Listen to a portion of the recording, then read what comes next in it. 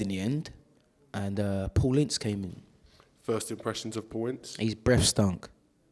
Now, I've heard you say this to the point where I'm watching TV, and if I see Paul Ince come on the telly, something. I'm looking at people's Nah, man, you faces smell to see- something. Don't say you're looking. I'm You smell looking for something. a reaction. I I'm smell. looking for a reaction. Me, I You've smell done something. it that bad. You've I killed smell him. something. You've absolutely killed him. Nah, he's breast bad. It can't be that bad. It's bad, bruv. Like, I don't disrespect Paul Ince. I only say about his breath. Nah, Paul Ince at MK. I'd hate to see someone that you will disrespect. You've absolutely annihilated. Nah, Paul Ince, that ain't a disrespect saying a man's breath stinks. That ain't a disrespect because his breath stinks. Do you get me? I'll also pay homage and tell him, in training, shooting comps, he was up there. Techers wise, everything up there. Yeah? But couldn't stand next to us in the line because his breath stunk. That's simple. So, do you get what I'm saying? It's not like a dissing thing. I'm telling you the truth of the thing. Certain man might go up behind people's back and go, Paul Ince's breath stinks, but they ain't gonna say it out on the net or to his face or anything. I'm telling you, man, his breath stinks. Simple. It got to the point where I know how funny you are about smells and stuff. I sprayed a little bit of Febreze before you came into to the office today. Brought out a couple of little nice scents. Nah, I ain't like that. With it in but here, yeah. boss man. Yeah, man, he didn't really take to me. In either. what way? He said I listened too much to my dad. Interesting. That he does with his son. Do you understand what I'm saying? This is what I'm talking about, bruv. So when I've been outcasted for that, then I see him doing certain things with his son, and I figure to myself, hold up a second, but this is what my dad wanted to do for me. And you didn't want to have none of it. And I weren't having none of you talking about my dad. So we kind of like was at a standoff. I was at home for about a month and a half, getting paid. What, not training? Not training, nothing. Playing Call of Duty. Wow. For about a month and a half. Then I just said, then the, what's the chairman's name? He owns Marshall, not owns, but I think he's got a little percentage in Marshall speakers and all that. What's his name? Anyway, the chairman, he was all right with me. He was cool. He paid man up and I went Russian and Diamonds. Now, before we move on to Russian and Diamonds, I want to talk a little bit about Paul Ince. Obviously, very successful at MK Dons. You and him have had your issues. What did you think of him as a manager, tactically? What did you think of him as a coach, as a man manager? Tactically, he didn't do nothing. Now, that ain't disrespecting Really? him. I mean, we had the best side in the league. So he just used to say, go out there and play. Do you get what I'm saying? We actually had the best side in the league. No ifs or no buts. We had the best side in the league. I left and they still won the league. Was you surprised? You wasn't surprised then when he went to Blackburn and then struggled? Not really. Because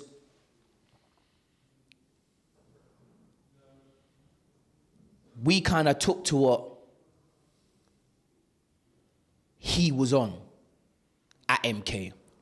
But not everybody's going to take to that. Do you understand what I'm saying? Not every... Was a lot of the players a bit starstruck by him as well at MK? All right. This is what I'm trying to say. So they kind of fell in line with what he was on. Do you understand what I'm saying? But I think as time went on and Paul Ince is a manager, whatever, whatnot, it's time to start showing what you can do as a manager. If you ain't got the squad like you had in the first place, he inherited a really good squad. You kept that squad together, I'll put money down that squad would reach the Prem. And the Swansea squad. Both teams, if you check it, it's the two managers that fucked up the two squads. You keep them two squads have been in the Prem. I mean, Swansea made the Prem anyway, but I'm telling you, you keep them two squads and you obviously you add. If I stayed a couple months longer at Swansea, I'd have had Roberto Martinez as a manager. Would you have enjoyed, by the looks of working with Roberto, that would have been something played you would have with flourished Roberto. under? He assisted me for my first goal. Yeah. He called me Robinho. That's how man was going on in training. He called me Robinho. And he asked me, and he said, how many are you going to get today, Nighty? This is my first game on Monday night. I said 3. Go and ask him if anybody thinks I'm lying. I said 3. Leon Britton beside me, who I was getting changed next to, because I only knew him. So I was just getting changed next to him and having a little back and forth. He laughed. I tucked him 3 and 27. Great player, Leon. Great player, Leon Britton. Awkward little character, but great footballer. But this is what I'm trying to say. Like, if he was in Spain or Italy, he's Iniesta. Harry Redknapp said it, didn't he? He said the only thing the England team was missing is Leon Britton at the time. Scholes. They disrespect Scholes. Like, you put Scholes in another country and he's got another nationality and he's number 1 on the list every single international game. Who would you say the best player is you played with or played against? Well, played with, first of all. Who did you, best player technically, any position? Probably Leon Britton. If you say technically, and having like pass percentage, and you know certain things is happening if he gets the ball. Do you get what I'm saying? I mean, he was at Lillishall with me as well. He doesn't give the ball away, does he? Just them simple passes. Brilliant player. And he's been like that from Lillishall as well. Like, he's been like that from Lillishall. And he hasn't, like, differed. There wasn't really a game that you could say, oh, he had a bad game in. You ever seen a player and wondered to yourself, how is this man a professional footballer? Yeah. West Ham's goalkeeper the other night. Don't know how. I saw your tweets about this, actually. I don't know how he's a goalkeeper. He's diving away from the goal, away from the ball. Goalkeepers, though, it's a hard position, isn't it? You're going to get criticism no matter what. You have to be a nutter to be a goalkeeper. Make a great save, people remember it for 1 minute. You let a howler in, you've got Leon Knight on the video absolutely ruining your life. Years they remember that howler. But yeah, you have to be kind of like not really with it to be a goalkeeper. Everybody knows that. Let's get on to the subject, Drew. I want to get the whole truth about the situation from you today. How did that whole episode start for yourself? They was throwing out money. So I was attracted to the peas. And that was it. But you've had some contracts and some signing on fees in your career. Money's money, innit? At the end of the day, money's money. More signing on fees than Michael Ballack, you lad. But this is what I'm trying to say. So when I was hearing what they was doing and it weren't legit, I was like, hold up a second, some man can't get taxed. I was like, I'm on this. The fact that it weren't legit seemed to light your eyes up that little bit more. When the man them told me it's a black bag you're getting the peas in, I was like, this sounds like a bit of me still, and I'm gonna be playing. Yeah. But your wages, my wages are going through to the bank, but you're giving me this signing on fee in a black bag. Are we talking life-changing signing on fees here? By your standards? Well, a nice signing on fee at that time there. I don't know what the year was. Okay. But compared to now's money, it's a piece of piss. But then, do you know what I mean? You can go in the showroom and buy a car, calm. Now you'll be able to buy a house in the Maldives if you had. You know what I'm saying? But then you'd be able to walk in a car and calmly and purchase a car on signing on fees. Calmly. And not many people could do that. It's not like it is today where a 16-year-old is on 12 grand a week. It weren't like that, cuz. Half the players were struggling to touch 1,500 a week. Let me tell you this. So when a player like me came through and man was on grands and grands and grands and grands, it kind of didn't sit with man well. What, the other players, you mean? You could feel an animosity towards Of course, but it wasn't like I was even... You're responsible for it. I just been doing... That's why I've been like that since this high. Do you get what I'm saying? Through my dad, and then just me having a little talent, and then agents whizzing about and doing this and doing that, and me getting a couple of signing on fees here, there, and everywhere. Do you get what I'm saying? But it didn't sit well with most players. Whenever I went into a club, it was, what's he on? It was always that. And my era was that. What's he on? What's he on? Nah, they're like, they don't not ask what anybody's on. Yeah. Do you get what I'm saying? My era was that. What's he on? But am I right in thinking Rushden spent a lot of money and brought in a lot of players? Didn't they bring in Curtis Woodhouse? Curtis Woodhouse. As well. Yeah. Coincidentally, one of the hardest men to play football. He was like, so we would finish a game, won a game or whatever, sit down in the change room. We used to get paid after the game, bruv. What, week to week or like 2 games? Week to week, bruv. And he used to come and the envelope used to be like that. Curtis Woodhouse used to go in the thing. I used to thinking, all the other players used to be, well, I ain't getting that. He was some player though, Woodchuck. But it don't sit well. Yeah. Do you understand what I'm saying? For team morale, you mean, and team bonding, or just general? It's just, I don't know, bruv. It just didn't click. And it was supposed to click, and it didn't click because they brought everybody in for funds. But it just didn't click. I don't know why. And then they started pulling moves and demanding P's back and all of that. What do you mean? Like, so when they knew they weren't in even playoff positions, because they weren't in contention. We was outside playoffs. They started asking for the P's back. What, like your signing on fee? The money they'd given you to sign on, they wanted it then returned? Now, because they're giving it underneath the table, they feel like they can threaten and tell people that they want the money back, and if they don't get the money back. What was your reaction to that?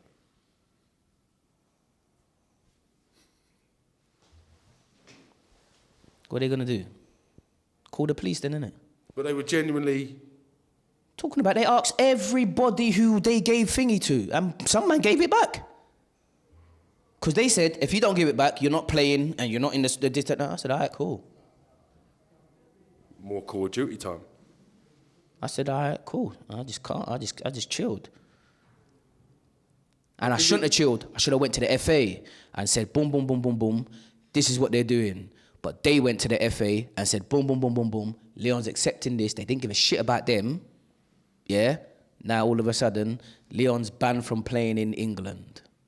So, if I'm right in what I'm right in thinking is they released you as a player but kept your registration. Kept my registration, yeah. And it was a 3-year contract when you initially signed with Rushden and Diamonds with an option to extend for 1 year. Wow. So that technically freezes you out of... Football completely. That's incredible. Are you to blame partially, partly, or in any instance for that situation that arose with Rushden and Diamonds? I'm just asking you the question. No. Brighton, I was partying and doing this and doing that, but I was scoring week in, week out. Some days I was going out on a Thursday, Saturday, tucking, out on a Sunday, out on a Monday, Tuesday, tucking, out on a Wednesday, Thursday, chill on a Friday, Saturday, tuck, Sunday. That's how it was. That was our era. Do you get what I'm saying? I get that. That was our era. So, Rushden and Diamonds, no doubt there was meetings back and forth. Was you ever tempted just to go, do you know what?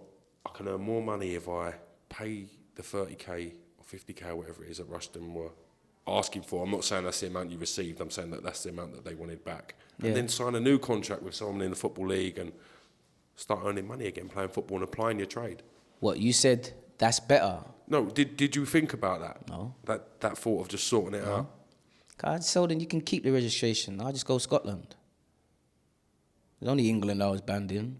After the 3 years had run out with Rushden and Diamonds, what was your initial reaction when you found out that they took the option to extend the holding your registration fee for an extra season?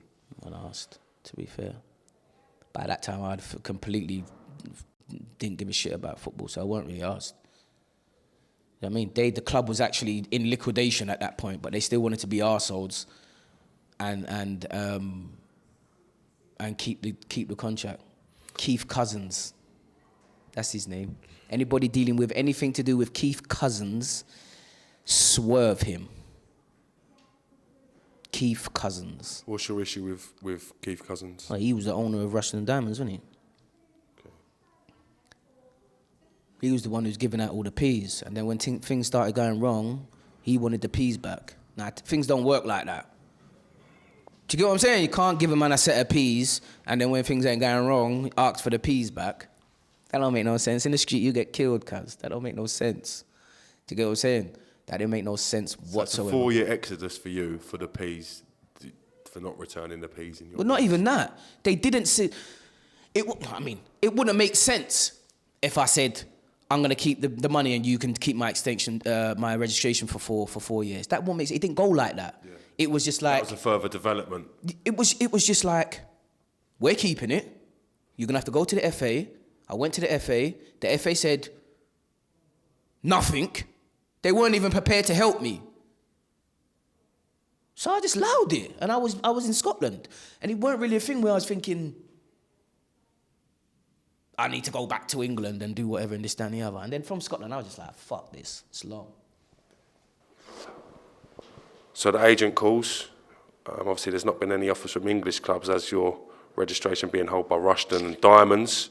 A Greek club, quite an interesting move in itself. Now, I hope I'm pronouncing this right because I'm not up on Greek football. Thravossivolos Philis, is that right? Something like that. I can't even say it myself. You definitely know how to say it. I don't. Trasifilos or Trifisilos or something like that. I don't even know. When you signed for them, was you thinking to yourself, Ayia Napa's not that far from here? Did it go through your mind, honestly? Nah, because what it was, yeah, I was just thinking to myself, I'm just going to go there and just try and get fit, score a couple goals, make some noise and come back. Playing in the sun. Yeah. Feeling good. Do you get what I'm saying? But I went out there and it was just a shambles, bro. And that's probably your first experience of playing abroad as well. What, as a signing for a club? Yeah, so not as in like tournament football or... Mental. Yeah, it's a totally different like way of everything. Got there and had a kebab. Went to sleep, got up. What do you mean you got there and you had a kebab? Got off the plane and had a kebab, bro. You mad? Had to try the kebab in Greece. Are you crazy, bro? Can't go Greece and not try the kebab. Get me? So I started off on the wrong foot fully. But it weren't. It's not like you weren't like in like a busy sort of holiday sort of place, was you? It was Athens, quite quiet. Athens, yeah. It's quite a busy city then. So the city's up and down, isn't it? Yeah. Nothing happened. I had a fight, left. What do you mean you had a fight? Weren't with a kebab man, was it? No, the chairman's son, he was shit and we was doing 1v1s. And I twisted him inside that and I was bantering on our way back to the line. What, just genuinely having a laugh of him? Just having a laugh. Then all of a sudden we was there doing like pattern of play. So there's no challenging. So just like shape and moving like patterns and stuff. I've took the ball, I'm going round kind of. He's stuck in my top of my foot. I can picture your face right now. I can picture you going and absolute aggie. Like, we're not even meant to be tackling. There's no tackling here. But I think he was just so pissed off and thought he could get away with it because his dad was the manager and all that shit. But we had a fight, bro. So I said, what, a full-on fight? It wasn't no fight. I punched him in his face and everyone jumped in. What, did you do like a Carter on him? No, I just no, because he was chatting, and all of a sudden he came. Obviously, he's taller than me, so he came here, innit? And I'm thinking to myself, like he wanted to do something to somebody. Do you get what I'm saying? Yeah. So I just banged him in his face.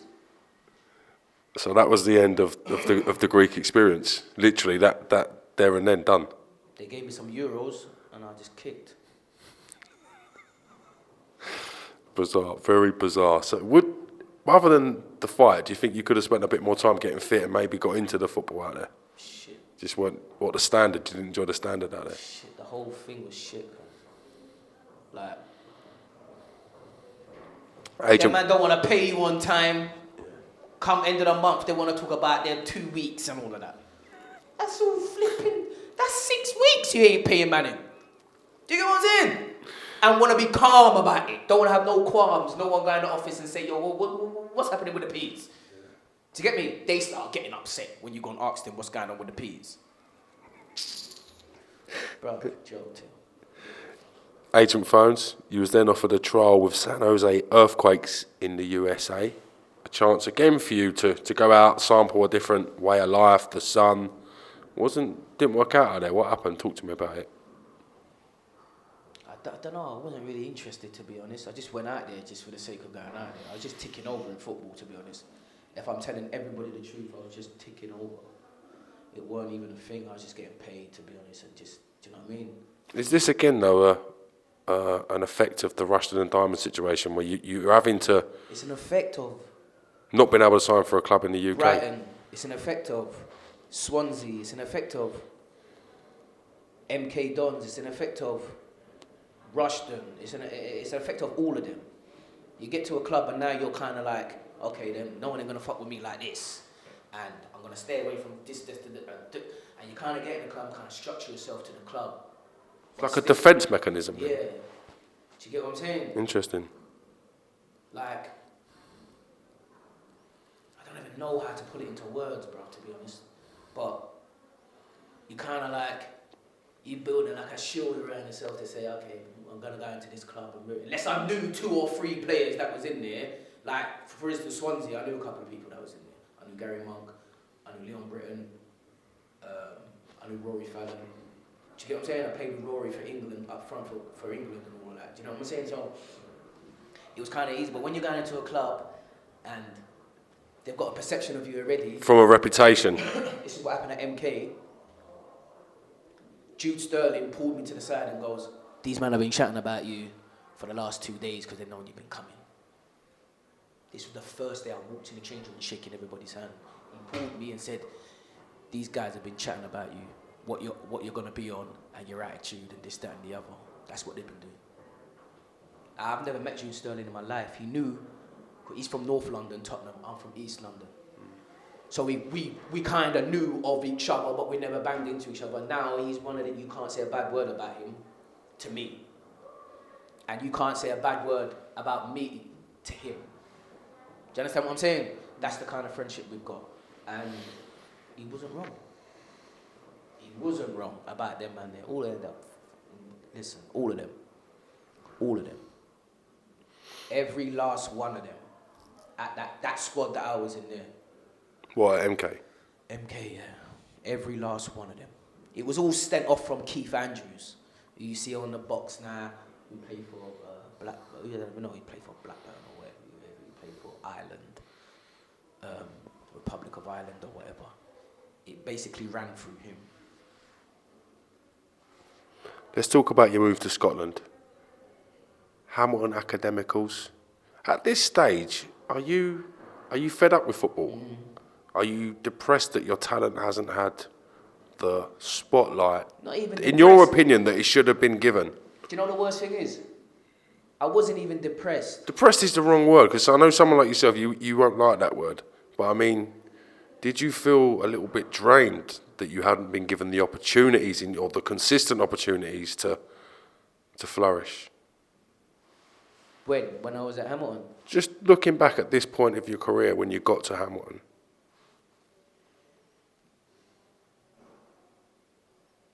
I feel like if I don't know, because really and truly, bar Chelsea and me banging a bar in his face and speeding off, I really didn't do that. It's more perception and, all right, cool. Going out, getting caught out when you're not meant to go out, that's fucking every day in football. But when it came to me, it was some big fiasco. Do you think it's a little bit as to the way that you carry yourself off in terms of the same thing might happen to 2 people, but because one person, how he speaks and he's loud and maybe just the way he handles the situation, That's what it is. as compared to someone else who's quite shy or quite introverted, he wouldn't say nothing, but you're not meaning to be bad, it's just the way you are, the way you speak. Same thing on social media with these guys who's got big accounts and you DM them to try and push something for you. This, that, and the other. They don't want nothing to do with But I always see you pushing stuff for people. There you go. I always see you come out and supporting other people's stuff. There you go. But these guys, they'll be liking you on your WhatsApp. 90. Ah, that was fucking fun. Yeah. But you don't see them retweet it. You don't see them fave it or anything. It's them guys who are chatting behind your back. Them same guys. Do you get what I'm saying? I had to unfollow a lot of people, bruv, on the thingy because Interesting. I'm just there. I'm pushing everything, even like boxers. Do you get what I'm saying? I mentioned their name, I click on their account, they got like 12k. That's me helping you a little bit, bruv. No, I hear that. You get me? When I got my little clothing line, and you see me push the thing up, retweet the thing, bruv.